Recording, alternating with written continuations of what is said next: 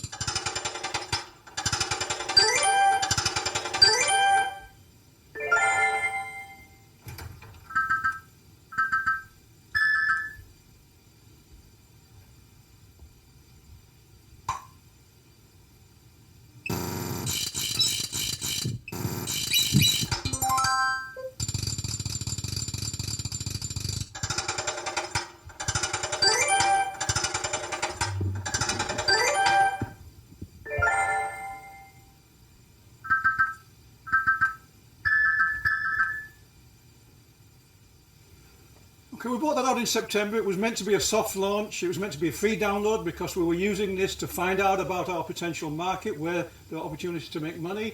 Unfortunately, I'm not an unknown person, and within 10 hours of the thing coming out, Forbes had a huge review, declared us to be one of the best available. We were reviewed all over the place, so suddenly this was been talked about. It did mean there were fairly quick downloads, which helped us to get data.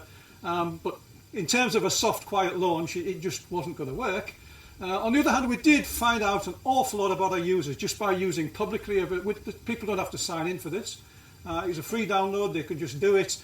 But because of we use a company called Flurry to provide our data, our user data, and because many people on Flurry use other software systems for which they do sign up, Flurry cross-references and actually gives you quite a bit of demographics about who your users are. So within a couple of weeks, we knew the kinds of people. We didn't know their identities, but we knew their rough demographics, where in the world they were, how old they were, what their genders were. So we had a pretty good sense of who the audience was and how long they were playing and whether they were coming back. So very quickly, within a few weeks, we sort of knew who was liking this. We also, the release version in 75 puzzles went from that first little example you saw, the first turn of the wheel, that would be, a child of 6 or 7 could do that one, and many did. The next one, you actually were into the middle school level. The last one I showed you, that one took me about 45 minutes to solve. I mean, I showed the video and I speeded it up, but that was actually quite difficult.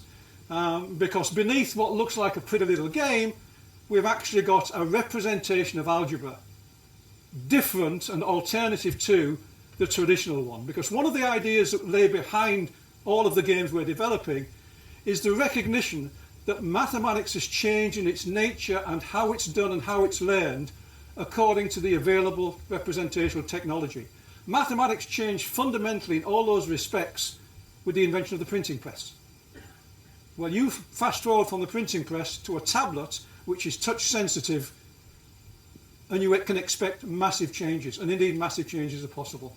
So the whole idea was to say, how can we present mathematics and how can we solve mathematical problems using a touchscreen tablet, an iPhone or an iPad or whatever. How can we present and do mathematics? How can we learn it in a way that's different, with different affordances? And things that used to seem difficult can seem easy, and vice versa. As an example, that particular one, with just 2 wheels and a bunch of things, that actually is a representation of that system of simultaneous linear equations. It's mod 65 because we only have a 65 wheel. But it's the same mathematics, and you're actually solving it. Here you're solving it dynamically and interactively. There you have to learn and decode the system in order to do that. But it actually is the same mathematics represented differently. That's just a different representation. That would not have been possible before tablets. That would not have been possible before the printing press. I mean, people knew how to write, but they didn't write because it couldn't be securely copied. People couldn't copy and duplicate it. So when you did algebra in the 9th century, you wrote everything in words. So symbolic algebra was a product of the, what we think of as modern mathematics, that's a product of the printing press. It was a technology-dictated thing. Well, new technology, things change. All of our products that we're developing are based on that principle. Take something that looks like this and find a new way to represent it using this technology. Okay. And one of the reasons we want to do this in the educational space is there's massive evidence going back to the early 1970s that says when people in a real-world context who do not think they're doing mathematics actually are doing mathematics, they very quickly reach 98% proficiency. Ask the same kids the same mathematics presented on a piece of paper, and 98% drops to 37%. It's what I call the symbol barrier. It's all to do with how it's presented. If the mathematics is presented in terms of apples and oranges and money and so forth, people do fine. If you present it on a piece of paper, they don't. The representation makes a huge difference. This is what happened at launch. So one of the cute things we saw, this was a quote that we loved, I think it was on one of the reviews on the App Store or on Google Play, Angry Birds meets Lumosity for Maths. That suggests we're hitting casual gamers en masse, and we're hitting the brain training people, the people who are worried about getting Alzheimer's, which is a very big market, all the way from young kids all the way to the top. Develop Online said it was the most important. So we got a lot of good press. Okay, we felt good about that. And as a result of that, things started to happen. One of which was we got into the second ever cohort of an incubator in San Francisco called Colab, which was a joint venture of Zynga.org and New Schools Venture Fund. And more particularly, we were given office space and some money, and the office space was in the Zynga headquarters in San Francisco. Other than having to drive up 280 to get there, the upside was that we had access to Zynga's notoriously famous, really famous data analytics people. I mean, Zynga was incredibly good at mining their audience data and finding out how to attract the maximum and keep the maximum numbers of users. And for 4 months we had access to those people to advise us on looking at our data and understanding who the market was, what our market really was. And boy, did we get lots of data. I mean, we just got tons of data. And so we really did know a lot about who was interested in this game. It was a free app. I mean, we've got another version came out very recently that's for pay, so there are these business models beginning to come into play. But the first one was a market test. It was to see whether a bunch of questions we'd asked ourselves, what the answers were to those things. And what the answers was, we could go in many different ways. I mean, we have data that says we're certainly in mobile gaming. We didn't release it as an educational game, we released it as a game. We wanted to see how does it stand up to Angry Birds. The answer was for a few days it stood up very well, and then Angry Birds sort of dominated because it's big. Okay, but we got the good answers to that. We were clearly potentially in that space. So we're in, we can at least look at very big markets, assessment market and supplemental education. Now obviously, you don't go in all these directions, and we still have a pretty clear idea of where we're going to go. I'm not going to tell you what it is because we are trying to build a company after all. But these are all possibilities that we can, and one of the things we can do is, as we keep bringing stuff out, we can look at the data, and based on the data, we can keep seeing, do we make a push in this direction, do we make a push in that direction? So this is dynamically assigned market segmentation based on the data we've got in essentially real time, because the data comes in within minutes of putting a new version up on the App Store. So it's very, very quick, and the trick is to just keep looking at it and seeing where are we showing strength. Well, we came out in this space. I mean, that was clearly where we began. We are in mobile gaming. We are in the consumer space because there isn't a viable market in the educational space. We're too small to go head to head with Pearson or Apple or any of these big companies. We've just got to do our own thing. And within that space, again, the data told us we were appealing well beyond that initial middle school that we were sort of aiming at.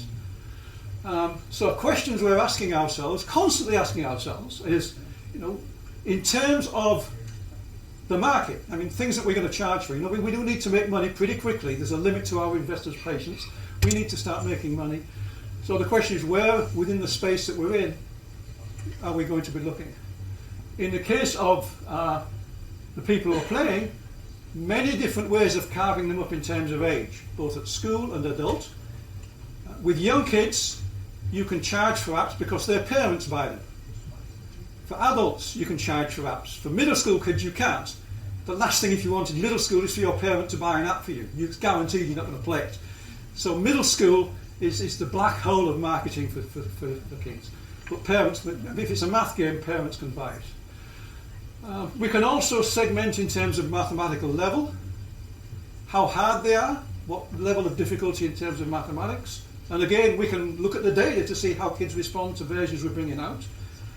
We can look at the different categories of gamers. We can carve it up that way. One of the things that we know we've got is, the biggest single grouping in casual gaming is the middle-aged mum, with some time on her hands when the kids are at school. In other words, we're sort of bunching up against the Candy Crush market, or what was the Candy Crush market. I guess that's going down, but many ways we can carve it up in terms of gamers, including teachers, because one way to get into schools through the consumer market is market games that teachers buy to take into the classroom. And we know that teachers took our first game and moved it into the classrooms. And there remain school systems.